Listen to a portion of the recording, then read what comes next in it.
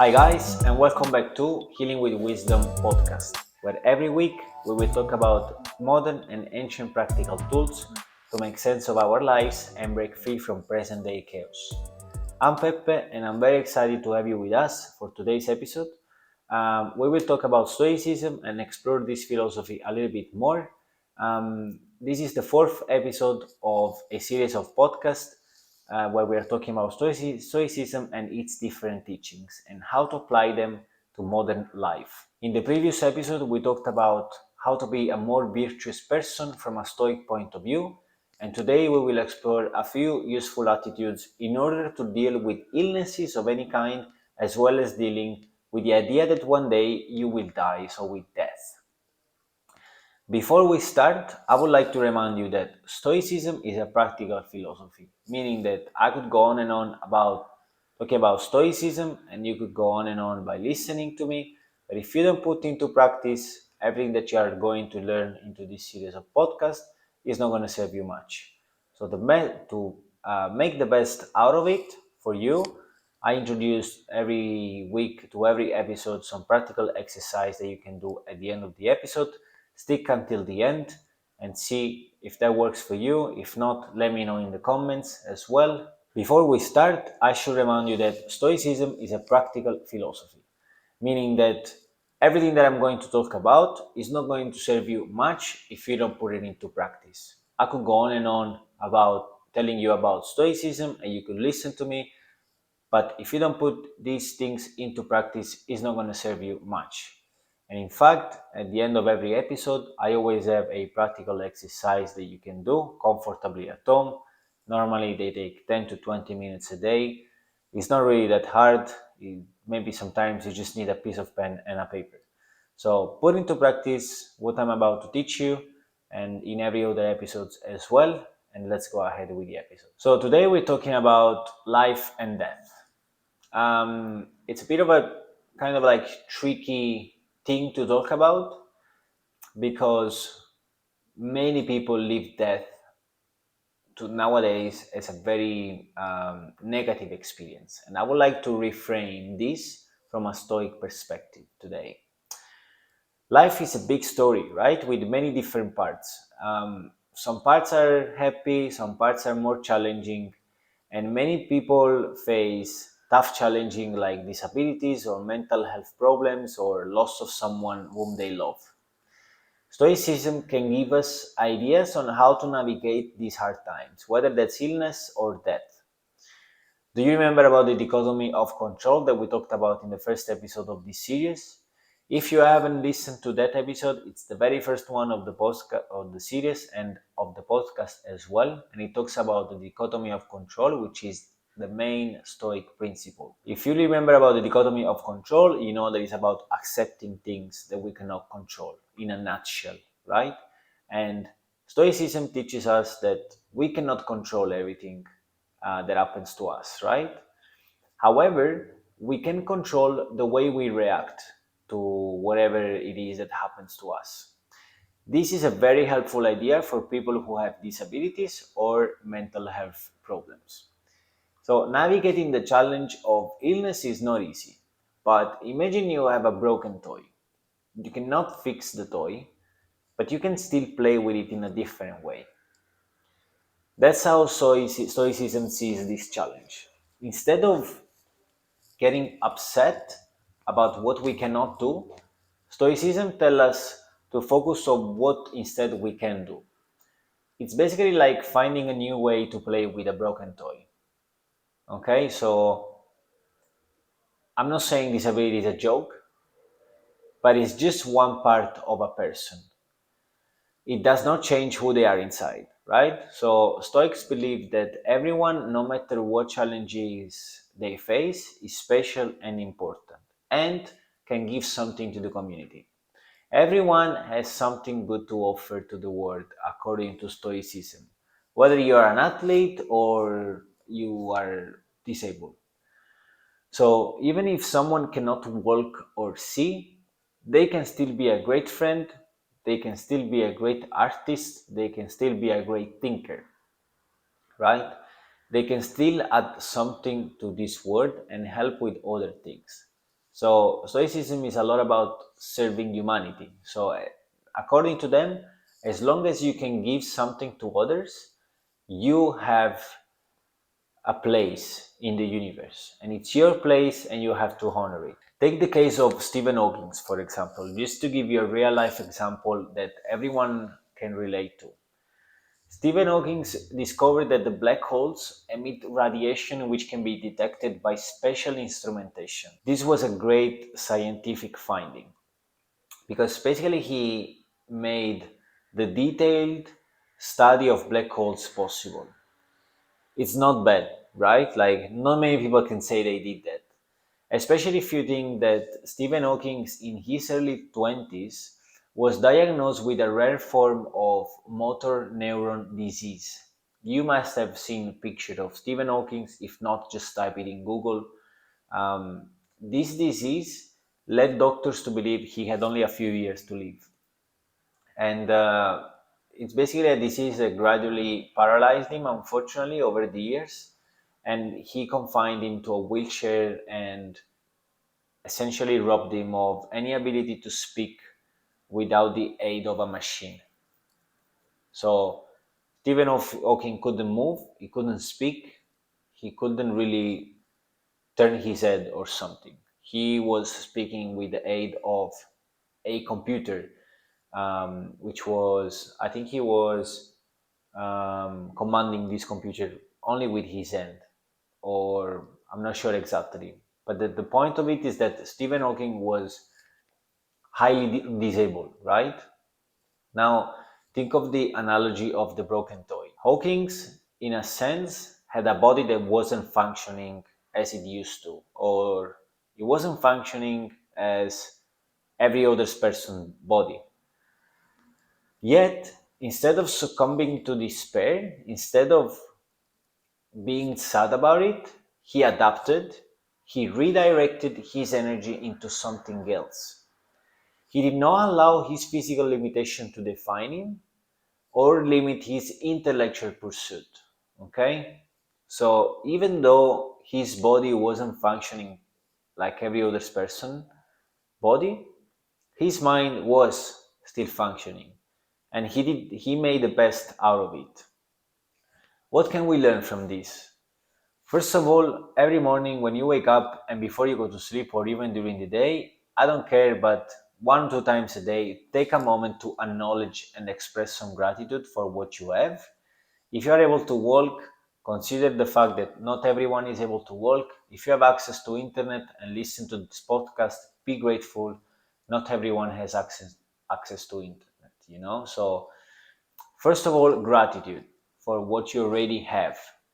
Once you're grateful for something you have and you enjoy it fully, you're not afraid to lose it. So if tomorrow you lose it, it's fine. You see this thing from a Stoic perspective, and you will just realize that you have many other things that you are grateful for anyways. And second, if there is anything that you are not able to do for some kind of physical limitation, you accept it and you work upon it if you can. And you find purpose in what you can do, just like Stephen Hawking found purpose in his studies. So if there is something that you would like to do, but you're physically not able to because of some sort of limitation, just accept your own limit. It's fine. It's not why is there a big problem? Why is it a big issue? It is only the negative perspective that we have about something that makes us feel negative about it. It's not the event itself. Okay, so whatever quote unquote negative events happens to you, it's only your perspective of it that make it negative or positive. And this is to talk about physical limitation, but obviously this applies to mental health problems as well. So, like feeling very sad or feeling very worried, it can be something very hard to deal with. If we choose the Stoic approach, even if bad things happen, we can choose how we feel about them. It's like being in a rainstorm but choosing to dance in the rain. It's, fun instead of getting upset. By thinking clearly and trying to understand our feelings, people can find ways to feel better, right? This brings us back to the famous and beloved dichotomy of control. Um, just remember, don't let things outside of your sphere of control put you in a bad mood. Being in such a mood won't help at all. It will just make the situation worse than what it is already. So a few examples are the weather, the natural catastrophes, the opinions and the actions of the people around us, or even our own health under control. And Stephen Hawking knew that, and his disease, for example, was out of his control. It was genetic. It did not depend on his lifestyle at all. But while he could not control certain kind of things, he was able to focus on the ones he could control, on other goals, and he started working towards them instead of being sad about something else that he could not do. So basically, start to see a certain disability or physical limitation or mental limitation, start to reframe these kind of things, and instead of being sad about it, make sure that you focus on what you can focus instead. This is what the dichotomy of control teaches us. Focus on what you can, and don't be worried or sad about the things that you essentially cannot control. So even if someone has a disability or a mental problem, they can still grow and learn from their experiences. In other words, everyone is valuable and has a purpose, right? It reminds us that we can choose how we feel and react to things. So even if there is something you can do, you still have a purpose. By the way, if you are finding this information valuable, make sure you spread the word even further with friends and family that might find this valuable as well. By commenting, liking, and sharing our podcast, you're not only supporting us, but you are also spreading knowledge to others, and you take part in changing a little bit of their lives as well. Don't forget to subscribe to ensure you don't miss out on future talks. This is the best way to support the podcast so that we can invest more money in it and give you a better experience as well. Also, if you're listening to this on a podcast platform, and you prefer to watch the video instead, check out our YouTube channel, Healing with Wisdom. You will find the link in the description. Now, let's talk about the concept of death from a Stoic perspective. It's not easy to accept and overcome the loss of a beloved friend, a parent, a relative, or anyone whom we love. By no means I would like to offend anyone with this talk. If you have suffered from losing someone, I completely emphasize with you, and I also do. I also do, and I also did, and it's completely normal. I wouldn't wish anyone to experience the loss of someone. However, every single one of us will at some point experience this, once or multiple times in our lives. Because it is precisely that one thing in life that is 100% guaranteed. We have a saying in Italian that goes, the only sure thing at the end of the day is just death. So, I mean, there are no constants in life, right? You change, the people around you change, your job changes, the whole environment you live in. Nothing is for sure, nothing is guaranteed except for death, unfortunately. And Stoicism teaches us to accept it instead of fearing it. And this also brings us back to the dichotomy of control. It is an important part of our own existence. Epictetus emphasized that just as wheat grows, ripens, and it is eventually harvested, humans too are part of a similar natural cycle. This isn't about resignation, but about recognizing our place in the grand scheme of things in the universe. Every living being, from the smallest grain to the mightiest creature, has a role in the vast universe we take part in, and our awareness of our mortality is very important. It's both a blessing and a challenge. So, when I say awareness about our mortality, just not reminding, but recognizing and accepting that one day you will be dead, right? So this awareness allows us to more savor the beauty of life, appreciating life even more, because it's confronting us with this inevitability that we will lose our life eventually. So here comes again the dichotomy of control. It keeps coming back because it is the one thing that will really change your perspective, right? While we cannot dictate when or how we will meet our end, we can shape our perspective on it. By understanding and embracing death, we liberate ourselves from the fear of death. This acceptance is not a passive acceptance, it's an active commitment to live fully, recognizing that you will lose your life eventually, so you're going to make the best out of it right now. In today's world, the Stoic perspective can offer very good guidance and clarity on this concept. In other words, it's telling us to live fully while we are here, stop worrying about non important issues, and spend time with beloved ones as much as you can. Do what you can and do what you feel feels right. This doesn't mean that you have to indulge in alcohol and drugs. What should feel right would be helping others, be courageous, and using justice in everyday life as well.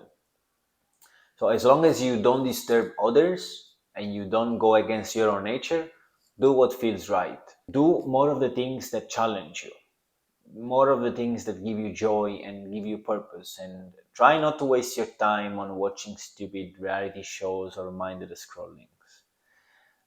Think of your time, this understanding that one day we will die, it basically makes us um, make the best of our time. It makes us think of our time as really precious because it's indeed limited. So when you acknowledge your mortality, you can basically lead a richer and more meaningful life. It's kind of like a paradox, but once you understand that your time is limited, you will enjoy it more. Anything that it's limited in our life, we we acknowledge it, we enjoy it more. So once we free ourselves from this fear of death, we learn to appreciate the present moment. And in a world filled with uncertainties, the Stoic teachings shine a light on this path. It reminds us to value every moment and face our destiny with dignity and grace. So, obviously, this is not only about accepting our own death, it's also about accepting other one's death as well, whether it is our partners, our friends, our parents, etc. Okay, so um, this is also about recognizing that someone you love um, as a limited existence, and they are impermanent. They are impermanent. People are impermanent even throughout, even if they don't die. Like someone doesn't. People are not permanent in your life.